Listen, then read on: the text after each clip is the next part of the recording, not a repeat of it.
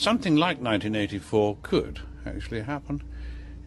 This is the direction the world is going in at the present time. Of the Dubai-based messaging platform Telegram just arrested in Paris this weekend over content moderation policies. The app has long faced scrutiny for enabling cyber criminals and extremism. So I'll start with the arrest of Pavel Durov, then the founder of Telegram. He was arrested in France and charged with complicity with a whole range of illegal activity, money laundering, essentially anything that people have used Telegram to do that's illegal in the past. He's been charged with it. And being the founder of the platform, they're actually attempting to say essentially, because you own this platform, you are responsible jointly for what these people are doing because you're not trying to put a stop to it.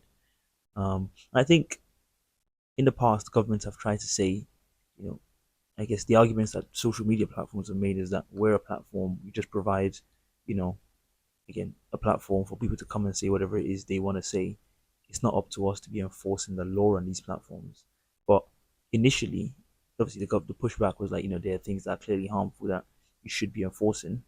We all know what those things are. But now it's gone further into like there are things that people are saying that are not illegal or against the law, but you should also be making sure that people aren't spreading disinformation, misinformation, malinformation on your platforms. And that is very different. And that's why I was tying it to the statement Zuckerberg released, because he was apologizing essentially for suppressing information that the government, not officially the official government, but a bunch of people in the government, the spooks, the CIA, and people like that, were claiming was misinformation or some kind of hacked information that turned out to be not hacked and totally real.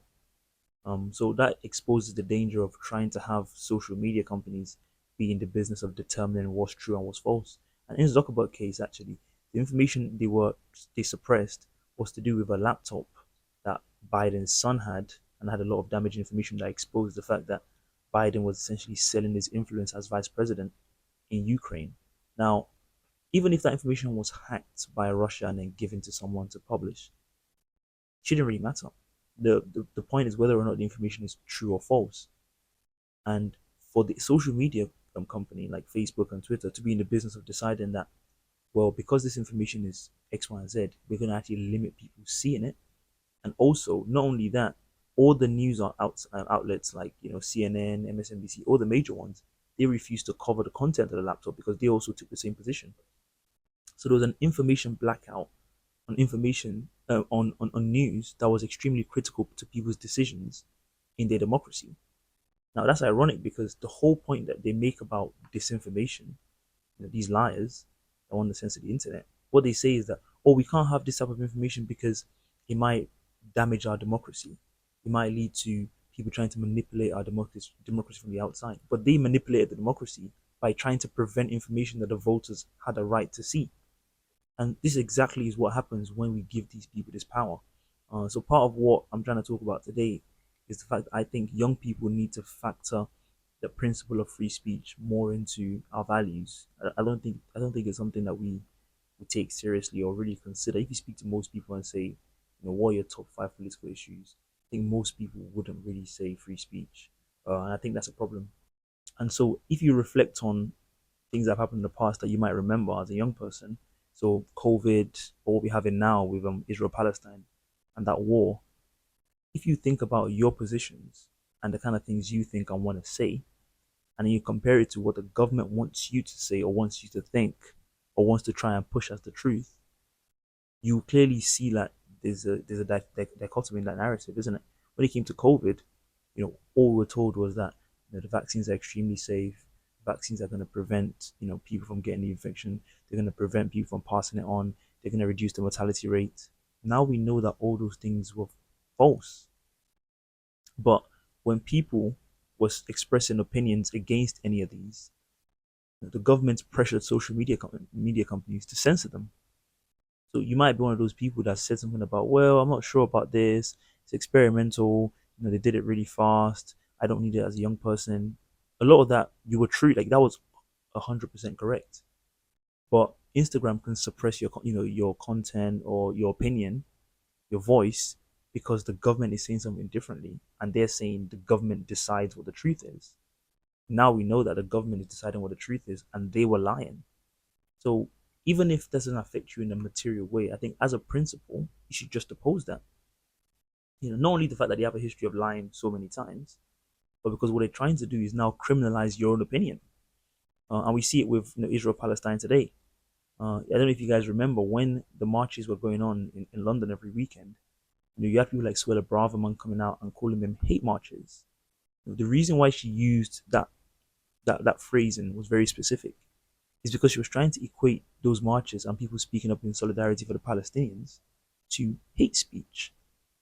Hate speech is something that the government has now said is illegal, should be banned. We saw people, in the riots the other time being charged with inciting racial hatred. But when you actually drill into the definition of race and hatred in this, in the legislation they've been using to charge people, you see that citizenship is defined as a race. Race itself is defined as a race. I made a video about it a few videos ago if you want to see that. So these categories are inherently, they make no sense, but they designed like that on purpose because the purpose is not to try and prevent what's happening now. What they will say to you is that, we're trying to prevent the promulgation of disinformation because, in COVID, we didn't want people to die. And we were scared that if people were, hearing lies about the vaccine, they might not want to take it. And this might lead to loads of people dying. But that has very little to do with it. The government doesn't care about, safety, whether people live or die, all of those things. They care about having the power to decide what's true and what's false. So now our governments want to support Israel. Their citizens don't want them to. It's getting very uncomfortable. If the governments had their way, we wouldn't know what the true death toll is in Gaza. We wouldn't see those videos we see of, Palestinian babies with no brains in their heads because, it just dropped a 2,000 pound bomb on them. All we'll see is Israel telling their side of it and saying there's no genocide, there's food on the shelves, there's no hunger, there's no famine, everyone there's fine. We wouldn't see that.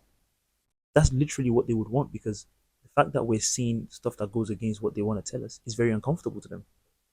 And if I don't know if you guys even remember when the ICJ case, went to court, BBC and Sky News, I think especially Sky News, I remember very vividly, they refused to cover the Palestinian case against Israel, but they covered the Israeli defense the next day against that case. This is what happens when they have control of the power. Of course, they will tell us if, for example, on Israel Palestine, we had a situation where Twitter and Facebook and Instagram were putting warning labels on people's tweets. What would they be saying? They would say, go to gov.uk to find out what the truth is about the situation. On gov.uk, the government might say, well, we're concerned about human rights, but we don't think a genocide is happening. So if you say there's a genocide happening right now, they could say you're spreading misinformation about that conflict. They can delete that tweet. They can suspend you. They can ban your account, even though you're saying the truth and the government is lying. And they haven't done this in Israel Palestine, but they did something very similar on COVID. And that's the power they shouldn't have. Not that sometimes they might not be right and sometimes they might not be wrong. They shouldn't have that power anyway. If you think of free speech as a right that's yours and yours alone, if you're saying stuff that's negative, that's harmful, people can say stuff back to you to rebut what you're saying. They also have free speech to challenge you. If they don't want to see your tweets or your posts, they can block you. Everyone can block you, and no one sees your tweets. Trying to get the government involved to start banning, now we're even seeing people talk about, the government should ban incel accounts and should try and tackle incel culture online. What do you think that means? Someone's going to say something that's, opinionated. Some people might consider it sexist, misogynistic, but they'll remove that. They haven't committed any crimes. They haven't, there's no due process. This happens. This is already happening. It happened in America. With the Twitter files, I might do a video on it separately. What he exposed was that the jokes we make about having an FBI agent and my FBI agent can see my tweets and probably thinks I'm being X, Y, and Z. It was true. The FBI was sending the leadership of Twitter accounts they wanted to be removed because those accounts were saying something about COVID or the election or different things like that. So now we have the government working hand in glove with the social media companies, and what you have to remember is that those governments are responsible to their own power centers. If we think about the people that can actually exert influence on the governments right now, it's not people like you and I. It's people that are already in positions of power.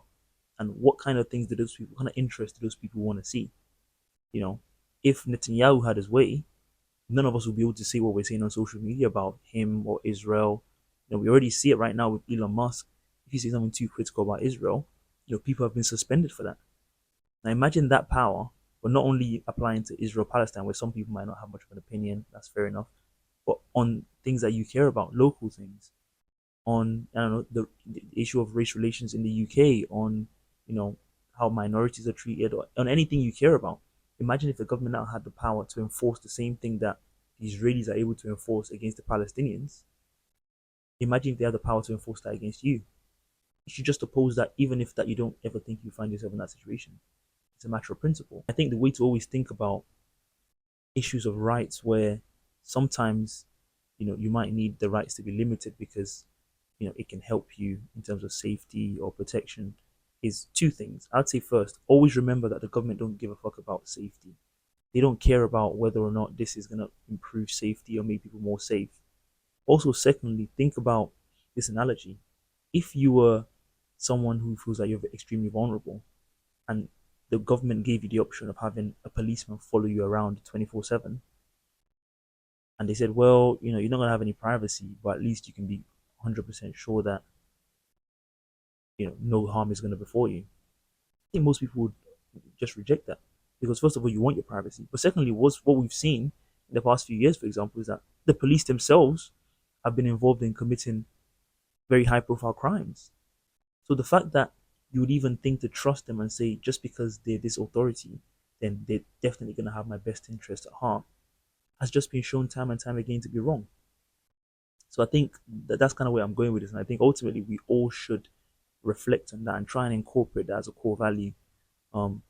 Always try and think about, even if you disagree with speech, calling for someone else to have the power to remove that speech is always a bad idea. You can disagree and go back at them, block them so you can't see the tweets, even if it's something that's extremely harmful to you. And remember, it wasn't so long ago that many things that we now agree with were considered like so harmful. It wasn't so long ago that MLK and people like him were being arrested for peacefully organizing, for speaking up against their rights. One of the nicest things people talk about now is like, oh, election denialism. You can't be denying the election. That was an American thing, to be honest. But black people in the 1950s absolutely should be denying the election. A lot of them did, because they didn't have the right to vote. This is not a legitimate government. This is not their president. This is not their government, because this government doesn't represent them. Now, I'm sure back then, if they said election denialism is a crime, should be a crime, they would have been arrested. But they absolutely were right, and they had the right to express this view. Even if you don't take part in the election process, you still have a right to be like, I don't believe in this government. Even if you think about on a practical level, what does that mean? Is the country going to collapse because a few thousand of us say we don't recognize the government of Keir Starmer? I think the institutions are going to be just fine. What's more important is being able to protect our right to say that, because that's our opinion. We should be able to say that. Other people might disagree, and they can tell us that back. They have that right as well. So I think on that note, I'll leave it there. This is my first long form video. I think this is going to be maybe 10 minutes plus. So appreciate you sticking with me.